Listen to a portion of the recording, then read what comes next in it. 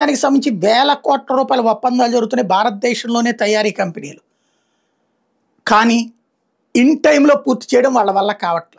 ఇదే సిఐఐ ఏదైతే వ్యాపార వాణిజ్య వర్గాల సదస్సులో నిర్మోహమాటంగా సైనిక చీఫ్ మాట్లాడినటువంటి మాట. వాయుసేన అధిపతి రక్షణ రంగంలోని ప్రధాన కాంట్రాక్టుల ఆలస్యం మీద ఎయిర్ మార్షల్ అమర్ప్రీత్ సింగ్ తీవ్ర అసంతృప్తి వ్యక్తం చేశారు. సంతకాలు జరుగుతాయి కానీ సరఫరాలు మాత్రం మొదలుగావని వ్యాఖ్యానించారు. భారత పరిశ్రమల సమాఖ్య బిజినెస్ సమ్మిట్లో పాల్గొన్న ఆయన రక్షణ మంత్రి రాజ్నాథ్ సింగ్ సమక్షంలోని వ్యాఖ్యలు చేశారు. చాలాసార్లు ఒప్పందాలపై సంతకాలు జరుగుతాయి కానీ ఆయుధాలు మాత్రం అందవు.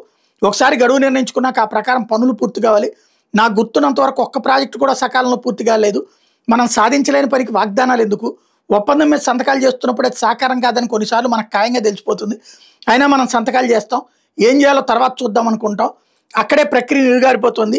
తేజస్ MK1 చాలా ఆలస్యమైంది. తేజస్ MK2 ప్రోటోటైప్ నమూనా కూడా అందుబాటులోకి రాలేదు. 5వ తరం యుద్ధ విమానం అంకా పరిస్థితి ఇంతే.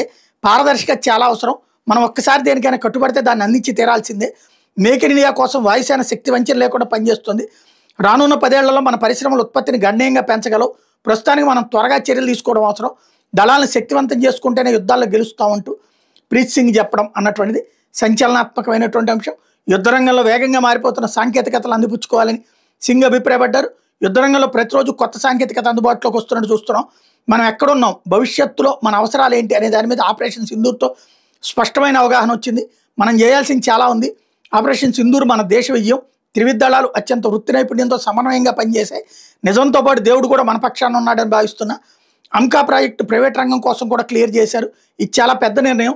మన ప్రైవేట్ రంగం మీద దేశానికి ఆ స్థాయిలో విశ్వాసం ఉంది. భవిష్యత్తులో భారీ మార్పులకి ఇది బాటలు పడుతుంది.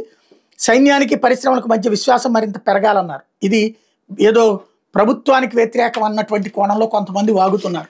అసలు పాయింట్ పరిశ్రమల వాళ్ళు సకాలంలో పూర్తి చేయాలి. వాళ్ళు చెయ్యట్లేదు. అందుకనే వాళ్ళ సమాఖ్య దగ్గరనే ఈ మొక్క చెప్పుకొచ్చింది.